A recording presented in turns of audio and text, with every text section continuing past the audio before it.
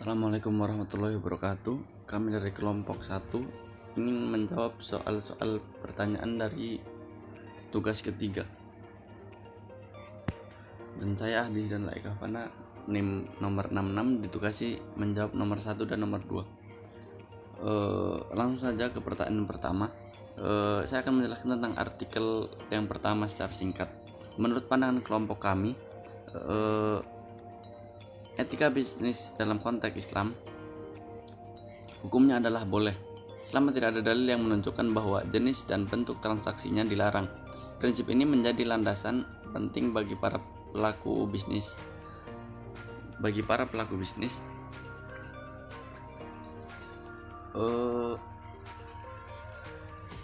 Untuk berinovasi dan menjalankan kegiatan usaha sepanjang tidak bertentangan dengan prinsip syariah dan prinsip dasar. Berbicara tentang etika berasal dari bahasa Yunani, yakni etikos, yang memiliki banyak arti, yakni tanggung jawab, aturan moral, dan lain sebagainya. Di dalam Al-Quran, bisnis biasa disebut dengan at-tijarah dan al-bai', tapi yang lebih sering digunakan adalah at-tijarah, yang berarti perdagangan. Setelah kita mengetahui apa arti etika bisnis dan islami, etika bisnis Islam, kita dapat memahami bahwa etika bisnis Islam adalah suatu proses dan upaya untuk mencari tahu apa yang benar dan salah, yang kemudian tentunya melakukan yang benar berkenaan dengan produk layanan perusahaan dengan pihak-pihak yang berkepentingan dengan tuntutan perusahaan, mempelajari kualitas moral bijaksanaan organisasi, konsep umum dan standar untuk perilaku moral dalam bisnis, berperilaku secara tanggung jawab dan moral. Artinya etika bisnis Islam merupakan kebiasaan atau budaya moral yang berkaitan dengan kegiatan bisnis suatu perusahaan. Dalam membahas etika bisnis Islam, yang dimaksud adalah bentuk bisnis dan atau pelaku bisnis yang memiliki arti beragam.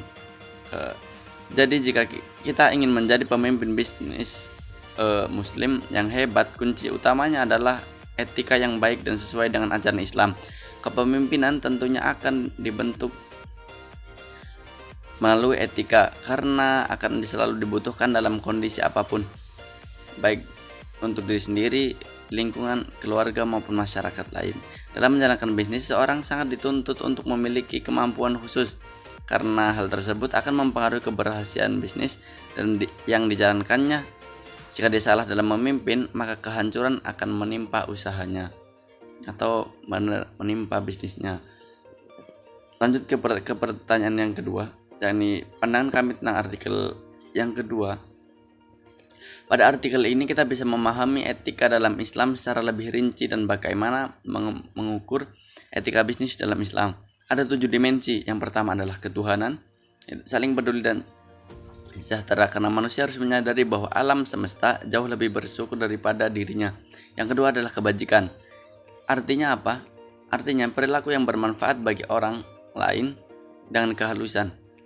Yang ketiga adalah keseimbangan, artinya menjaga keseimbangan antara kebutuhan sekarang dan yang di masa depan.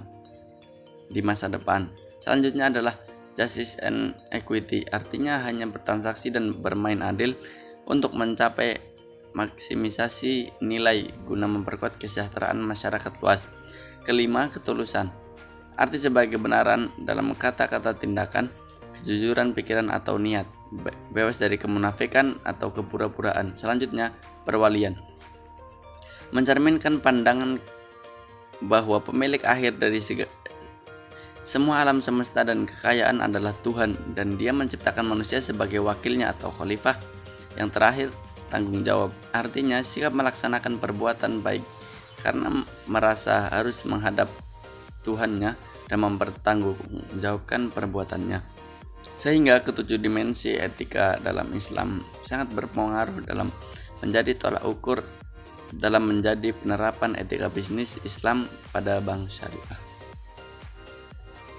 Nama saya Muhammad Arifudin dari Prodi Ekonomi Syariah, nomor mahasiswa 71. Kali ini saya akan menjawab pertanyaan yang diberikan oleh bis kami, dosen bahasa Inggris, yang mana saya akan menjawab pertanyaan nomor 3 dengan nomor 4.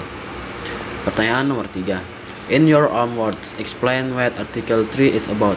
Summarize briefly. Answer. In our opinion, about balancing ethical responsibility among multiple organizational or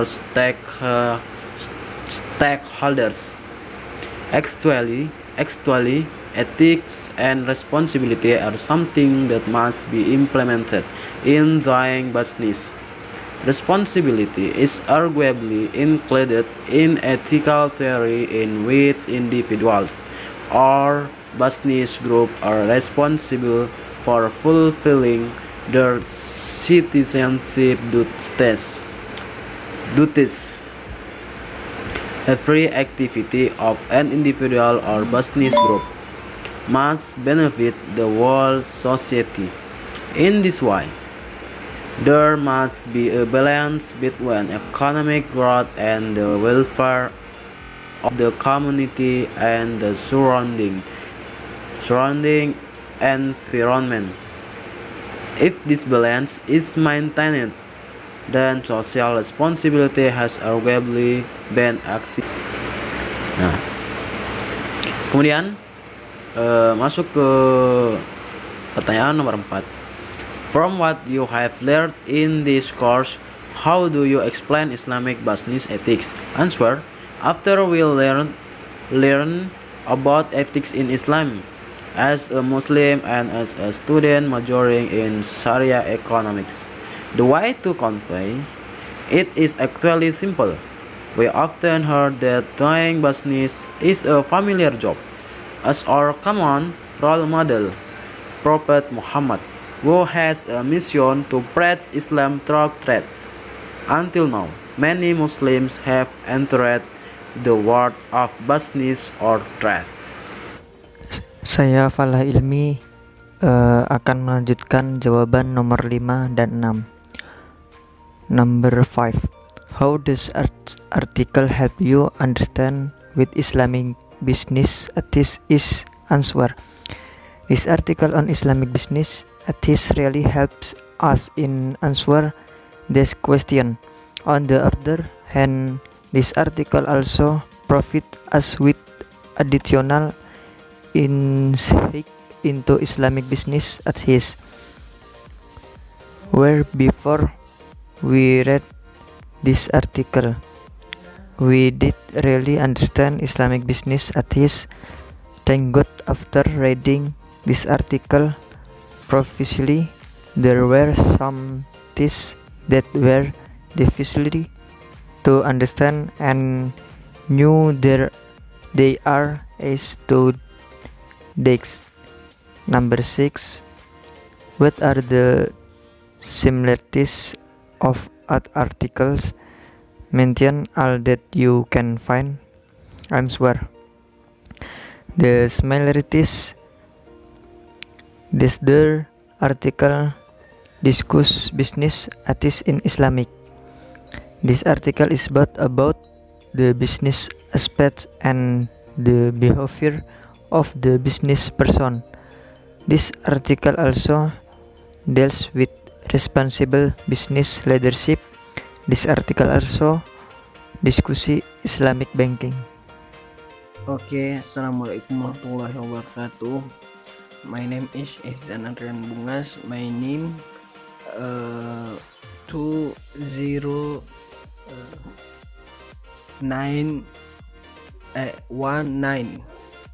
078 373 00 7 6. Okay, and I answer number 7 and number 8. Okay, number 7. What are the differences? Mention all that you can find. Answer. The differences in the first article explain business ethics in Islam as a whole. The point are tips to become a Muslim business leader. In the second article, business eating in Islam is described in detail starting from the aspect behaviors measures described in text. In the third article, what is the responsibility of the businessmen and stakeholders? Stem cell first. Number 8. What are the strength and weakness of each article in helping you understand Islamic business ethic? Answer. The strength, the abstract is clear, so just reading the abstract can see the result of test studies. The explanations that has been made it will prepared and clearly explained. Research procedures are arranged in a orderly manner so that it is easy to understand. The weakness, no suggestions for further research. There are some words that are not understood so that it is still difficult to understand the next word. Okay, thank you. Baik, saya Muhammad Rafli Habib dengan nomor mahasiswa 68 dari kelompok 1 yang akan melanjutkan presentasi untuk menjawab soalan nomor 9, yaitu what aspects of Islamic business that you would like to research in the future, yang artinya aspek apakah dalam bisnis Islam. Nah, di situ kita disuruh apa yang ingin Anda teliti di masa depan.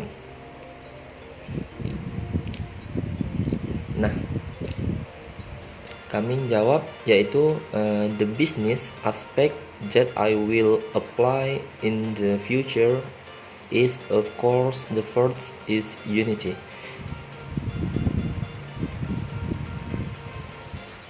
Unity is reflected in the concept of Tawhid, which combined aspect of Muslim life both in the economic, political, social field into the homogeneous total and emphasize of concept of comprehensive consistency and order. The second equilibrium, Islam strongly recommended doing justice in doing business and prohibit cheating or doing wrong. Al-Quran instructs Muslims to weigh and measure in the right way and not to commit fraud in the form of reducing measures and scales, and complete the measure when you measure it and weigh it with the correct balance. That is what is more important and better as a result.